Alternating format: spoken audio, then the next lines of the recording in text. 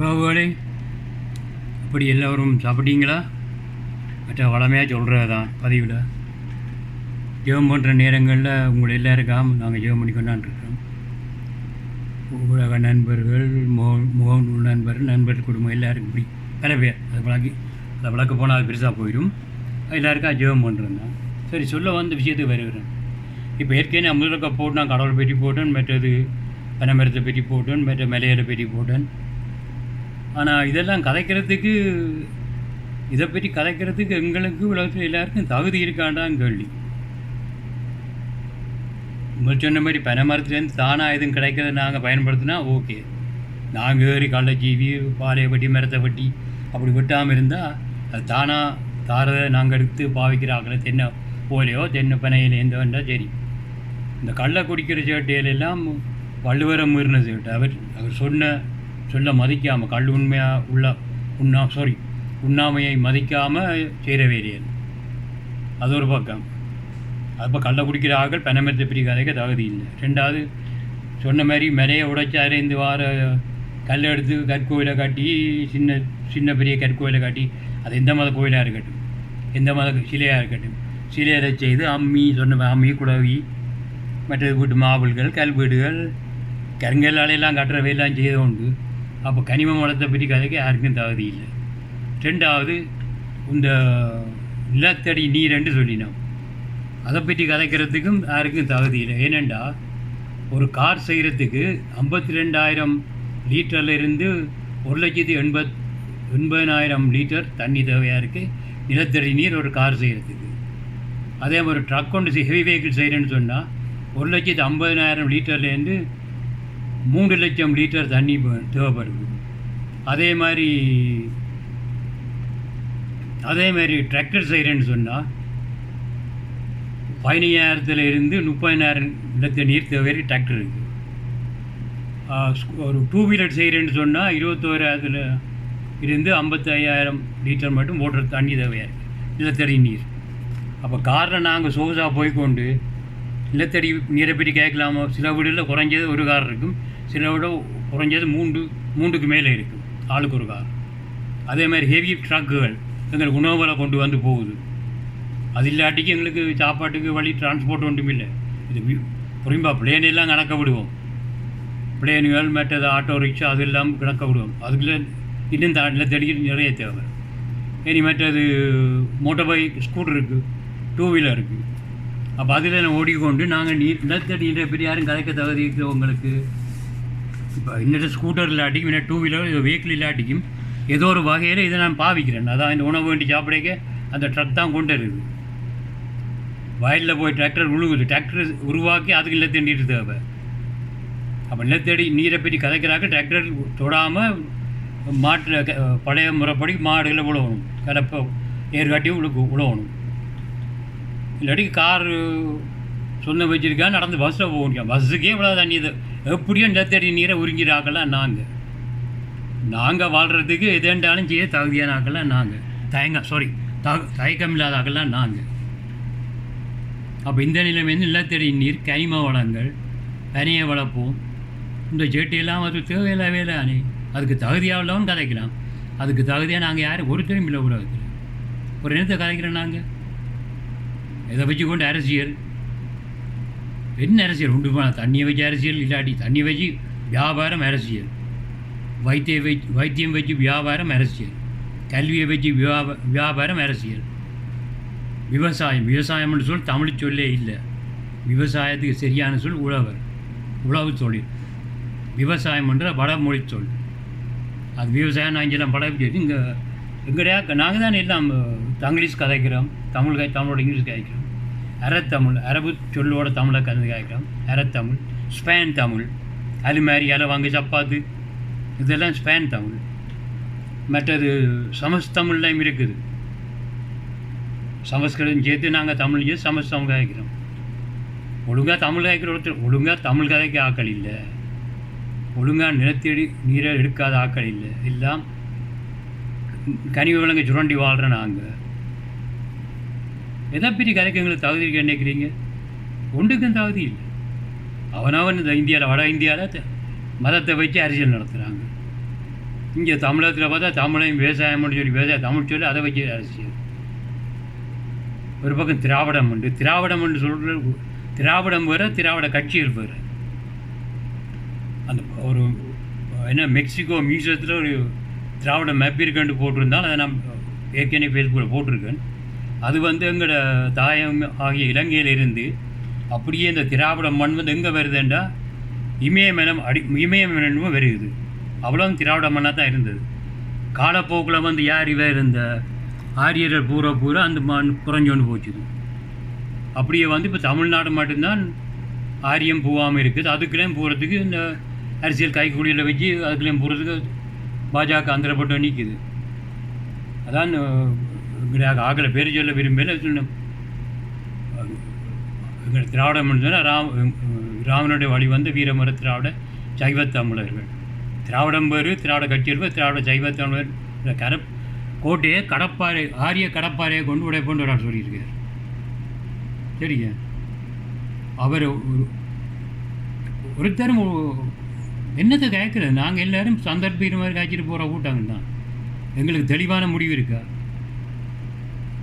ஒரு நோமலாக ஒரு ஃப்ரெண்டை காண்டு அவனை பற்றி அவனோட சேர்ந்து அவனுக்கு ஏற்ற மாதிரி கதைப்போம். இந்தியாவில் மற்றவனுக்கு ஏற்ற மாதிரி கதைப்போம். அதேமாதிரி ஊடகம் போடுவாங்க ஆன்லைனில். என்னது ஒருவனை உன்னிட்ட ஒரு ஆளை பற்றி தப்பாக சொல்கிறான், அடுத்த ஆள்கிட்ட போய் உன்னை பற்றி சொல்லுவான்னு சொல்லுவான். அதே மாதிரி நாங்கள் ஆளுக்கிட்ட ஒரு விவசாயம் முடிய போட்டோம் சொல்லி ராக்கல்ல. அதான் இயேசு கிறிஸ்துவை பற்றி இயேசு கிறிஸ்து அவர் போய் கேட்குறார், நல்ல போதவரே நான் பரலோகத்துக்கு தேவன் ராஜ்யத்துக்கு போய் என்ன செய்யணும்? அவர் உடனே ஆன்சர் பண்ணுறார், உலகத்தில் அவன் நல்லவன் இல்லை, நான் உட்படின்னு சொல்கிறார். ஆக தேவன் மட்டும்தான் பரமண்ட தேவன் கடவுள் மட்டும் தான் உத்தமர் ரெண்டு நல்லவர் ரெண்டு. அப்போ இயேசு கிறிஸ்துவை தான் நல்லவர் என்று சொல்லியிருக்க, அவரே நல்லவர் இல்லையென்று சொல்லியிருக்க, நாங்கள் எல்லாம் எம்மாத்திரம். ஆனால் இயேசு கிறிஸ்துவில் எந்த குற்றமும் நாங்கள் யாராலும் கூற முடியாது.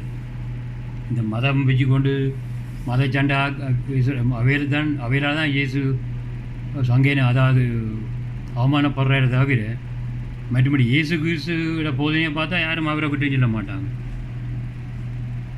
மற்ற தசமபாவம்னு சொல்கிறாங்க. தசமபாவன்ற பழைய ஏற்பாடு காலங்கள், அதுக்கு காசாக கொடுக்குற இல்லை. அந்த மல்கியால் இருக்குது 10ஆம் அதிகாரம் 8ஆம் வசனம் ஏதோ ஒரு வசனம் சரியாக வர மல்கியால் இருக்குது. அதில் பண்டக சாலைக்கு உங்களை தசமபாவங்களை கொண்டு வாங்க, நான் உங்களோட இடம் கொள்ளாத அளவுக்கு ஆசீர்வதிக்கணும் வசனம் படிவார். அப்படி வசனம் இருக்குது. ஆனால் தெளிவாக பார்த்தான்னு சொல்லணும். ஞாபகம் வருது இல்லை. தசமபாவம்ன்ற பழைய காலத்து காலம். அதாவது நாங்கள் காசு இல்லை, அந்த காசு இல்லாத காலத்திலே பிறகுதான் நாணயங்கள் வந்தது. அதுக்கு முதல் எனக்கு வயலில் ஒரு 100 தேங்காய் அது ஒரு 10 தேங்காய் கொடுக்கணும். 100 மூட்டை விளைஞ்சா 10 மூட்டை கொடுக்கணும். வாழைப்பழம் அப்படி, மாம்பழம், தானியங்கள் எல்லாம் அப்படி. அது பண்டக சாலையில் கொடுக்கணும், பேங்கில் இல்லை. பண்டக சாலைன்னு சொன்னால் எங்களோட சைவ சமைச்சர் சொன்னால் என்னத்தை சொல்லலாம்,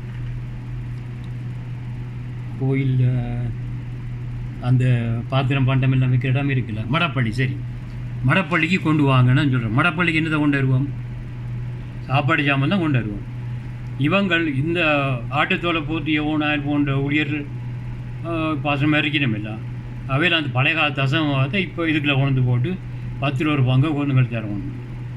அப்படி ஒன்றும் இல்லை. அவங்க கஷ்டப்பட்டு உழைக்கிற இரத்த வேர்வையை சுரண்டி அதில் வர பணத்தை தான் உல்லாசமாக இருக்கிறாங்க. கடவுள் காசை கொண்டு கொடுக்க சொல்லி ஆண்டவர் எங்களுக்கு 24 மணி நேரம் தாரார். அந்த 24 மணி ஒரு நாளைக்கு அந்த 10 மணி நேரம் அதை 10 பிரிக்க 2.5 மணி நேரம் நாங்கள் கொடுக்கணும். 24 பிரித்தா 2 காலோ இல்லாட்டிக்கு 2 மணி நேரம் வருது. அதுதான் இஸ்லாமியர் ஒரேடியாக 2 மணி நேரமோ 2 கால் மணி நேரம் தொழாமல் அதை பிரித்து 5ஆக பிரிக்கிறேன். 2.5 மணி நேரம் 5ஆக பிரித்தா அது சமாதானம் வருது. கிட்ட கூட குறைய வருது சில நேரங்கள். அப்படி பிரித்து கொடுக்கணும். ஆண்டவர் கேட்குறத சாப்பிட போகும்போது நன்றி சொல், ஒரு வேலை செய்ய முடியும் நன்றி சொல், வேலை முடிஞ்ச பிறகு நன்றி சொல். இதை தான் சொல்ல. தசமபாவம் இந்த காலத்தில் ஒன்றும் இல்லை. அது இவங்கள் தசமபாவம் கொடுக்காட்டிக்கு சாபம் அது இதண்டு காட்டுத்துறை பூத்திய உணவு அந்த ஊழியம்னு சொல்கிறாங்க. இன்னொன்று எல்லாராலையும் கல்யாணம் முடிக்காமல் ஊழியம் செய்ய முடியாது. அதுக்கு வரம் இருக்கணும்.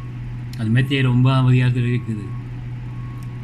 வரம் பெற்றவரை தவிர மற்றவர்கள் இதை ஏற்றுக்கொள்ள மாட்டார்கள் என்று. அதாவது பரலோகத்தின் ராஜ்ய நிமித்தம் அன்னகர் ஆனவரும் உண்டு, அன்னவர் ஆக்கப்பட்டவரும் உண்டு, தங்களை அன்னகர் ஆக்கி கொண்டவர் உண்டு. அதாவது ஆண்டவரால் அப்படி அது அவையில் வந்து ஆணும் இல்லை பெண்ணும் இல்லை, அப்படி தான் பிறப்பினம். ஆனால் அவைகளுக்கு முறையான சத்தியம் தேவ என்ற வசனம் சொல்லப்படாமல் இருக்க இந்த ஆணும் பெண்ணும் இல்லாத அரமானியன்னு சொல்கிறார்கள் தானே. அவையில் அது அறியாமல் பிள்ளையான வழியில் போயிடும். ஆனால் உண்மை அவையெல்லாம் தேவ ஊழியத்துக்கு கொண்டு படைக்கப்பட்ட ஆக்கள். ஆனால் அவைகளுக்கு அது தெரியாமல் அப்படி போயிட்டணும். ஏன்டா இவங்க இந்த ஆட்டுத்தோடு போத்தி ஓனாயவங்க இவங்களாம் சரியான சத்தியம் போதிக்கிற இல்லையே. பைபிளில் இருக்குது. அரவாணியர்னு சொன்னால் தேவனுக்கு படைக்கப்பட்ட ஆள். இந்த லேவியர்னு சொல்கிற அவையில் தான் பழைய ஏற்பாடு. இவங்களை அதை சொல்ல மாட்டாங்க. மற்ற இவங்களுக்கு அவங்களுக்கு அந்த வரம் இல்லை. வரம் இல்லாமல் ஊழியத்துக்கு பிற கல்யாணம் முடிச்சு போட்டு மனுஷியோட குடும்பம் மருந்து போட்டு பிற அந்த புறா ராபோசனம் கொடுப்பாங்க. அவங்களாம் அதுதான் அசுத்தமான ராபோசனம். அந்த ஒஸ்தி கொடுக்குறது, வைன் கொடுக்குறது கப்பில், அதெல்லாம் அவங்களுக்கு தொட தகுதியே இல்லாதவங்க. அதான் தேசத்தில் பாவம் கூடி போச்சு. ஆண்டவர் சொன்னார், நீங்கள் என்னத்தை கட் அவுட்டு விடுறீங்களோ அது பூமியில் கட் அவுட்டு பட்டிருக்கு. நீங்கள் எதை கட்டுகிறீங்களோ அது பூமியில் கட்டும், கட் அவுட்டுக்கிற பூமியில் கட் அவுட்டு. சாரி, சபையில் என்னத்தை கட் அவுட்டுனால் காசு, பொருளாசை, பதவி, மற்றது பதவிக்கா கொலைகள் சபைகளில், மற்றது விபச்சாரம், பொய்கள் எல்லாம் முதல் உருவாகிறோம் சபை. அவன் ஆண்டவர் சொல்லுக்கார், நீங்கள் என்னத்தை கட்டுறீங்களோ அதான் பூமியில் கட்டப்பட்டிருக்கு. நீங்கள் எதை கட்ட அவுழ்க்குறீங்க அதை கட்ட அவுழ்த்து விடப்புறம் பூமியில் அவங்க கட்டணும். சபையில் பொய்யை கட்டணும், பொருளாசையை கட்டணும், பதவி ஆசையை கட்டணும், பெண் ஆசையை கட்டணும், மண்ணாசையை கட்டணும். நான் கனடாவுக்கு வந்த புதுசில் நான் ஆண்டவர் ஆண்டவர் எனக்கு வெளிப்படுத்தின பைபிளை எடுத்து தான் வாசிச்சது. அது அப்புறம் சொல்கிறேன். நான் அந்த பைபிளை வாசி அன்பு தரமாண்ட ஆண்டவர் இருக்கணும். அப்புறம் இங்கே போய் கும்பிட்றேன்னு தெரியாமல் எனக்கு என்னோட இருந்த ஒரு இபிஆர் லைஃப், அவர் ஒரு அரசியல் பொறுப்பாளர், அவர் தான் சொன்னார், செல்வமனான் நடுவில் பைபிளில் தரையை ஓட்டி கொண்டிருக்கீங்க, எந்த கோயில் சபையில் ஒரு இது நடக்கலாம், கன்வென்ஷன் நடக்காமல் போய் பாருங்க. அங்கே போய் பார்த்தேன். நான் பார்த்தேன் பைபிளில் சொன்ன மாதிரி சிலையில் ஒன்றும் இல்லை. சில வழிபாடை பைபிள் அனுமதிக்கதே இல்லை.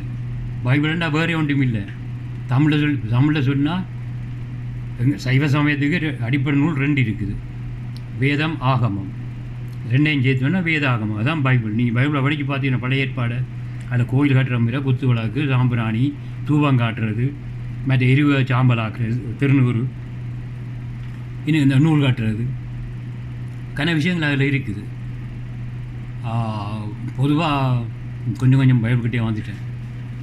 எங்களை சைவத்துக்கு மகேந்திர மேலையில் வச்சு வேத வியாசருக்கு சிவன் கொடுத்தாராம் 4 வேதங்களை கொடுத்தாராம், வேத ஆகமங்களை கொடுத்தாராம். அதே மாதிரி மோசைக்கு சீனா மலையில் கடவுள் ஆகமத்தை கொடுத்தாராம். அது மோசையாக இருக்கட்டும், இல்லாட்டி வேத வியாசம் இருக்கட்டும், யாரோருக்கு மேலேயில் வேதம் கிடச்சிருக்கு. அந்த வேதத்தின்படி சில வழிபாடு இல்லை. அதை கொண்டு மக்களுக்கு சொல்லப்போ ஜனங்களுக்கு விளங்க இல்லை. எங்கேயோ வந்துட்டு என்னெல்லாம் சரி ஓகே தொடர்தான் வந்து கொண்டு இருக்குது. வாகனத்துலேருந்து தண்ணிக்கு இங்கே கடவுளுக்கு வந்துட்டேன்.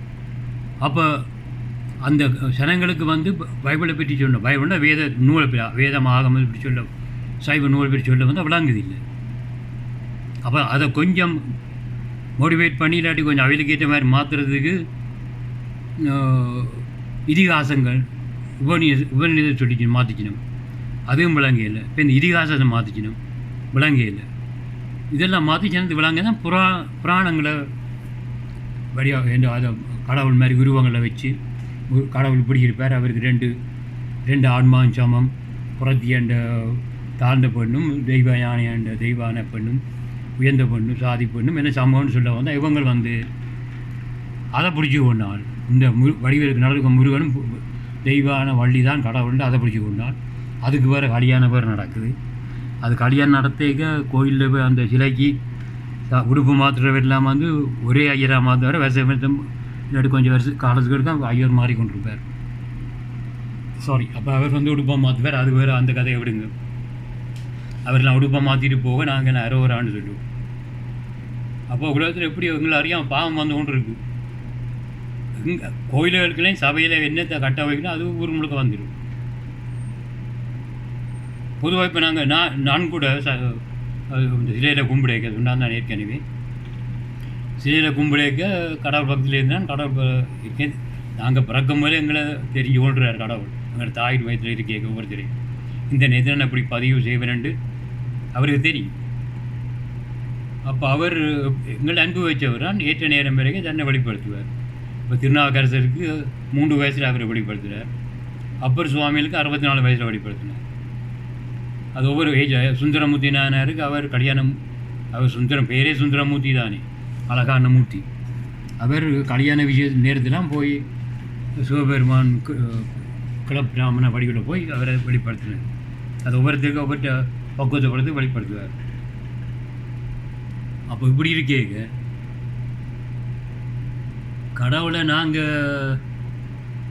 கடவுளை உங்களுக்கு வெளிப்படுத்துகிற இதை பொறுத்து வெளிப்படுத்தின மக்கள் ஆக்களுக்கு சொன்னாலும் சொல்லக்கூடிய மக்கள் அதுக்கேற்ற மாதிரி சொல்கிறீங்க. என்ன நான் சொன்ன மாதிரி இயேசு கிறிஸ்துவ போது எந்த தப்பும் இல்லை. அவரை பற்றி போதிக்கிற ஆக்களுக்கு தப்பால் இயேசு கிறிஸ்து பைபிளில் இருக்குது. அவரை நீங்கள் மறுபடியும் சிலுவையில் ஆராயிறீங்கன்ட்டு. மற்ற இன்னொன்று சொல்ல வந்த விட்டுட்டு இங்கே வந்துட்டேன். இந்த நான் இருக்க கோயிலில் எங்கள் நல்லூரில் போய் வீட்டுக்கு நல்ல வீடாக இருந்தான். அங்கே போய் அங்கே அப்புறம் தேர்தீர்த்தம் எல்லாம் பிறகு அரோகராண்டனை கத்துறாங்களானே. அப்போ எனக்கு அரோகராக்கு அர்த்தம் தெரியாது. இந்த கடவுளுக்குள்ள வந்த அப்புறம் அரோகரான்னு சொன்னால் தமிழ் சொல்லே இல்லை. ஹரே ஹரா, ஹரே ஏண்டா கடவுளே, ஹராண்டா ரட்சியும். கடவுளை கையை ஊற்றி கும்புறம் ஜோதியை காட்ட அரோகராண்டா ஹரே ஹரா என்ன ரட்சியும், பாவத்தில் ரட்சியும், கடலில் இருந்து பாதுகாத்து ரட்சியம்னா பாதுகாத்துக்கொள்ளும். ரட்சிப்பு சமஸ்கிருத சொல், தமிழ் சொல் பாதுகாத்துக்கொள்ளும். நான் சொன்னேன் சமஸ்தமிழ் கயக்கிறாக்கலாம். நாங்கள் ரட்சித்து கொள்ளும், பாதுகாத்துக்கொள்ளும், குடியிலேருந்து பாதுகாத்துக்கொள்ளும், பாவங்கள்லேருந்து பாதுகாத்துக்கொள்ளும், குடும்பத்தை பாதுகாத்துக்கொள்ளும். அதான் அரேகரா. அந்த அரேகரா காலப்போக்கில் மறி வந்து அரோகராவாக மாறிட்டு இப்போ எல்லோரும் அரோகரான்னு சொல்லுவோம். இப்போ இந்த கோயிலில் பக்தியில் பார்க்குறீங்க. இப்போ எல்லாம் பார்த்தா பாருங்க, இந்த பூந்தோட்டம் நரசிம்மர் ஆலயம் உண்டு. எங்கள்ட மண் வந்து ஒரு வீரமர திராவிட சைவ தமிழ் மண். இதுக்குள்ள ஆரிய கூத்து வந்து எப்படி பூந்துக்குன்னு பாருங்க. நரசிம்மர் எங்களுக்கு யார், ஹனுமான் எங்களுக்கு யார் எங்களுக்கு? இலங்கை ராவணரை வந்து ராமரை தந்திரமாக கொள்றதுக்கு ராமன் வந்து ஒரு ஆரிய இந்து கடவுளை கும்பிட்றான். நாமத்தோட குரங்கு பானகரங்களோட வந்து யாரை கொள்கிறான்? சைவத்தமிழ்னு இப்போ நெத்தியில் திருவுருளை கொள்கிறார். அப்போ யார்? நாங்கள் சைவமாக தமிழா? நாங்கள் ராமநாட்டு வழி வந்து சைவர்கள். ஆனால் இப்போ அங்கே வவுனியாவில் என்ன நடக்குது? வவுனியா இடத்துல என்ன நடக்குது? விஷ்ணுவுக்கு டான்ஸ், இங்கே என்ன எல்லாம். சிவராத்திரிக்கு முந்தையெல்லாம் நான் கூட அறியாமல் சிவராத்திரிக்கு 4 படம் பார்த்தால்தான் என்ன முடிச்சிருக்கோம். அது முட்டதான் செய்தால்தான். இப்போ அதே மாதிரி இப்போ சிவராத்திரினா கிளப்பில் டான்ஸ் ஆடுதல், ஆணும் பெண்ணும். கோயிலில் எல்லாம் ஒரு களியாட்டம் கும்மாளம் கூத்தா போச்சுது. ஐயர் மாதிரி பாட்டுக்காரராக முறை இல்லை. உண்மையாக வேதம் தெரியாத ஆக்கள் எல்லாம் வேதார்த்தம் தெரியாத ஆக்கள் உண்மையாக அந்த காயத்ரி மந்திரம் என்ன? ஓம் தத் சௌஜர் வரவோனியும் பர்கோ பர்க்க ததியமி தியோதிய பர்சோதையாது என்று சமூகத்தில் சொல்லிட்டு போகிறோம். அது சரியான அர்த்தம். நான் ஆண்டவர் தன்னை எனக்கு வெளிப்படுத்துகிறோமோ அதை அறிஞ்சினான். என்ன அர்த்தம்? உன்றா அறிவை எந்த கடவுள் தோன்றுறாரோ அந்த ஒளியான கடவுளை நீ தியானி. கடவுள் ஒளிதான். அதான் சொல்லு மந்திரம். உண்ட அறிவை எப்போ கடவுள் திறக்கிறாரோ அந்த நேரம் அந்த ஒளியை கும்பிடு. நீ சிலையை கும்பிடுற நேரத்தில் கடவுள் வந்து பக்தி உள்ளவனையும் தனக்குன்னு சேர்த்துக்கொள்வார், பக்தி இல்லாதவனையும் சேர்த்துக்கொள்வார். மனுஷர் தான் மூத்த பார்க்குற கடவுள். சில பேர் வந்து ஏதோ ஒரு காரணத்தில் கடவுளை வெறுத்து கதைப்பான். கடவுளை இல்லை போடாது என்ன அவன் கஷ்டத்தில். ஆனால் கடவுளுக்கு கேட்ட உள்ளம் தெரியும். ஒரே நேரத்தில் அவர் அழைச்சிக்குவார். அழைச்சா அவர் ஒரு புது மனுஷனாக மாறி ஆண்டவருக்குள்ள கடவுளுக்குள்ள வந்து நல்ல விஷயங்கள் செய்வார். சில பேர் அழைச்சும் இந்த கழுவப்பட்ட கண்டி மறுபடியும் சேர்த்து பிறண்டது போல், நாய் கக்குனா மறுபடியும் திண்டது போல் என்ன மாதிரி ஆக்கள். என்ன ஆண்டவர் அழைச்சி 86ஆம் ஆண்டு என்ன வெளிப்படுத்தினார். எனக்கு வெளிப்படுத்தினார். ஆனால் அவர் என்னை வெளிப்படுத்தி நான் ஒரு நாள் இல்லாட்டிக்கு 1 மணித்தியாலும் அவருக்கு உண்மையாக இருந்துமே தெரியல. ஆனால் பிறகு நான் பாவத்தில் விழுந்துட்டேன். ஆனால் இப்போயும் இந்த விழுந்த பாவங்கள்லாம் எல்லாம் போய்கொண்டு இருக்குது. அது ஒரு பாவம் என்ன பிடிச்சி கொண்டு இருக்குது. அதுலேருந்து விடுதலை கேட்கறதுக்கு ஆண்டவர்கிட்ட கெஞ்சி கொண்டு தான் இருக்கிறார். அவர் செய்வார். ஒவ்வொரு பாவம் முந்தையெல்லாம் ஒரு நாளைக்கு 2 பேக்கெட் சீக்கிரம் 10 நாள். இப்போ அந்த 10 வருஷம் மேலே அந்த சிகரெட் பழக்கமே இல்லை. சில பாவங்கெல்லாம் விட்டு விட்டு போய் சில ஒரு பாவம் இடைக்கில் வந்து ஆட்டி படைச்சோன்னு இருக்குது. அதே மாண்டவர் விடுதலை ஆக்குவார். மற்ற இன்னொன்று இந்த இஸ்லாமியர் என்னத்தில் ஜிஹாத்ன்னு சொல்லி வேணும் இல்லை, புனித போர். புனித போர்ன்னு சொன்னால் ஆடை பிடிச்சி ஆடை விட்டுற புனித போர் இல்லை. மனுஷன் விட்டுற புனித போர் இல்லை. புனித போர்ன்னு சொன்னால் எனக்குள்ள ஒழும்புற கெட்ட எண்ணங்கள், அவன் அடிக்கணும், வெட்டணும், குத்தணும், அந்த பெண்ணோட போகணும், குடிக்கணும், பொறிக்கணும், டான்ஸ் ஆடணும், கும்மாளம் அடிக்கணும், கெட்ட எண்ணங்கள் இருக்குல்ல, அந்த எனக்குள்ளே வர கெட்ட எண்ணத்தை டெய்லி நானே எனக்குள்ளே போராடுறதான் புனித போர். அந்த கெட்ட எண்ணங்களை ஒவ்வொன்றா நான் அடிக்கணும், வெட்டணும், குத்தணும், துண்டுவிழா வெட்டணும், என்ன செய்யணும், அதான் அதான் ஜிகாத். இது ஜிகாத்ன்னு போய் மனுஷனை விட்டுற ஜிகாத் இல்லை. அது அறியாத வேலையை சிரிக்கிறேன்னு சிரிக்கக்கூடாது. எங்களுக்குள்ள பாவத்தோடு நாங்கள் போராடி வெல்லணும் கடவுளை உதவியோ. கடவுளை எனக்கு இல்லை உபச்சார பாவம் இருக்குது, என்னால் விட முடியாது. பொம்பளையை கண்ட ஆசையாக இருக்குது. எந்த பொம்பளையை கண்டாலும் ஆசையாக இருக்குது. ஒவ்வொரு பொம்பளை விதியும் தான் தெரியுது. ஆண்டவர் அதை இந்த விடுதலை தேடும். அது ஒரு ஜிகாத், அது ஒரு புனித போர். மற்றது குடி, சில பேருக்கு ஆண் புணர்ச்சி, சில பேருக்கு பொருளாசை, மண் ஆசை, ஒரு ஆசைப்படாத ஆக்கிரகத்தில் இல்லை. அதுகளோ சண்டை பிடிச்சி அதை மனக்குள்ளே எனக்குள்ளே நானே போடுறாரு தான் புனித போர். அடுத்தவனை போய் சுட்டு கொட்டு கழுத கொட்டி அதெல்லாம் பிழையான விஷயம். அப்படி ஒன்றும் இல்லை. உண்மையான ஜிகாத் எங்களுக்குள்ள பாவத்தை நாங்கள் அழிக்கணும். அதுதான் ஜிகாத், புனித போர். அதை விட்டு போட்டு கடவுள் சொல்லி நீங்கள் அவனை விட்டு எல்லா அப்புறம்னு சொல்லி போட்டுன்னு சொல்லாட்டிக்கு விட்டு இல்லாட்டிக்கு ஜெய் ஸ்ரீராம்னு சொல்லாட்டிக்கு அடிக்க கொண்டு எரிக்கிறது, கற்பழிக்கிறது, அதெல்லாம் ஜிகாத்திர இப்போ இந்து வெறியர்கள் தான் செய்கிறதெல்லாம் அதுக்கும் ஒரு மோட்டு ஜிகாத் தான். அதுபடியே கடவுள் சொல்லி, கடவுள் சொன்னது நீ சுத்தமாக இரு, சுத்தரிச்சுக்கோ. மற்றது இந்த ஞானஸ்தானம் பண்ணா என்னது, கங்கையில் போய் முழுகினாலும் வெள்ளையாகாது. நான் ஞானஸ்தானம் எடுத்த வந்து 86ஆம் ஆண்டு இங்கே அரியாலையில் ஒரு குளம் இருக்குது, சேந்தாங்குளமோ, அது ஒரு குளம் உண்டு. அரியாலையில் ஒரு குளம் சேந்தாங்குளம்னு நினைக்கிறேன். சேந்தாங்குளம் மட்டும் கீரிமலை கிட்டே ஒன்று இருக்குது. இந்த குளம் அரியாலை குளம் ஒன்று இருக்குது. அதெல்லாம் நான் பாஸ்ட் ஆண்ட்ரூ எனக்கு ஞானஸ்தானம் தந்தார் 86ஆம் ஆண்டு. இப்போ ஞானஸ்தானம் எடுக்கிறேன்னு சொன்னால் அதுக்கு மினக்கட்டு போய் கங்கையில் போய் ஞானஸ்தானம் எடுக்கல. என்றைக்கு கடவுங்க தன் அருளால் எங்களுக்கு ஞானத்தை தர்றாரோ அந்த ஞானம் கிடைச்சோன்னே அந்த ஸ்தானத்துக்கு வாரம், ஞானம் அந்த ஸ்தானத்துக்கு வாரம். அதுக்காக எங்களோட பழைய மேசம் குடிகாரம், விபச்சார, கொலைகாரம், கொலை இல்லை, கொலைக்கு மன்னிப்பே இல்லை. கொலை செய்தவருக்கு ஒரு ஆளை கொலை செய்ய அவருக்கு அதுதான் தீர்ப்பு கடவுள் கொடுப்பார். ஆனால் கடவுள் எலவு பண்ணியிருக்கார் யாருக்கு, சட்டபூர்வமான அரசில் உள்ள ஆர்மி, நேவி, ஏர்ஃபோர்ஸ், அவங்க அது ஒரு அரசாங்கம் ஆதியிலேருந்து ஈட்டி அம்புவில் இருக்கே அது கொடுத்த ஒரு அதிகாரம். அவைகளுக்கு அதிகாரம், அவை கொல்லலாம், வெட்டலாம், சொல்லலாம், அது போகிற விஷயம். பொதுமக்கள் யாரையும் வெட்ட இயலாது. அப்படி வெட்டினாலும் அவர் சிந்தனர் ஆட்டியோட ரத்தத்தை சிந்தினார். அதே மாதிரி இவர் ரத்தம் சிந்தும். ரத்தம் தானே உயிர். உயிர் போனால் ஆள் போகும். வெட்டினா ரத்தம் போனால் ஆள் உயிர் இல்லை. என்னது பிளட் டெஸ்ட் பண்ணினேன், உயிரில் என்ன கிருமி இருக்குன்னு பார்த்து. உயிர் ரெண்டு ரத்தம் தான் உயிர். வேறு மனுஷன் ஆவி ஆத்மா சரீரம், சரீரம் அழுகி போயிடும், ஆவி ஆத்மா மேலே போயிடும். உயிர் ரத்தம் அது சுண்டிச்சுன்னா புணம் கறக்க தொடங்கிடும், புழுக்க தொடங்கிடும். அது வேறு விஷயங்கள். உயிர் தான் இது, ரத்தம் தான் உயிர். அப்போ அதில் அந்த வேலை செய்யக்கூடாது, ஒரு ஆளை கொல்லக்கூடாது. மற்ற பாவெல்லாம் நான் செய்தால் தான் பாவத்தில் ஊறி நாரி வந்தாலும் தான் நான் சொன்ன மாதிரி ஒரு பாவம் இடைக்கிற வந்து கொண்டு இருக்கு. அதை எப்படி மாண்டவர் நீக்கிடுவார். நானும் முயற்சி பண்ண நீக்கிடுவார். அது குறைஞ்சோன்னு வந்து எனக்கே தெரியுது 100க்கு 67% குறைஞ்சிட்டுது அந்த எண்ணங்கள். மற்றது அந்த எண்ணங்களாக நீங்கள் வேறு எண்ணம் யோசிக்கிறாங்க, அது உங்களுக்கு சொல்ல முடியாத ஒரு எண்ணம் உண்டு. ஏன் சொன்னால் என்ன, குடிக்கிற பழக்கம் நினைக்கிறேன். அந்த ஒரு எண்ணம் வந்தால் அது குடிக்க விட்டுட்டு இருப்பேன், திருந்தா போல குடிக்கிறாங்க அந்த எண்ணம். அப்போ ஞானஸ்தானத்துக்கு வரணும்.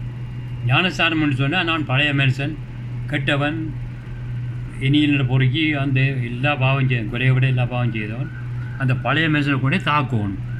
மண்ணுக்கு தாட்ட சித்தில் போயிடும். அதுக்காக அடையாளத்துக்கு தண்ணிக்க போய் முங்குறது.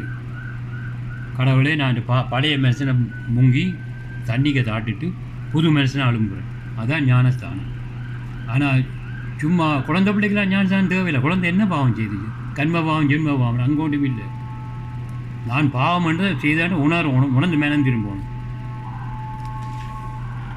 தண்ணி எங்கே இருக்கோ அங்கே நாங்கள் மூழ்கி எழும்ப வேண்டியதான். வேறு எங்கேயோ போய் எங்கேயோ சுற்றிக்கணும் வந்துங்க கார் வாங்குறது இங்கே தண்ணியில் வந்து ஞானஸ்தானம் வந்துட்டேன்.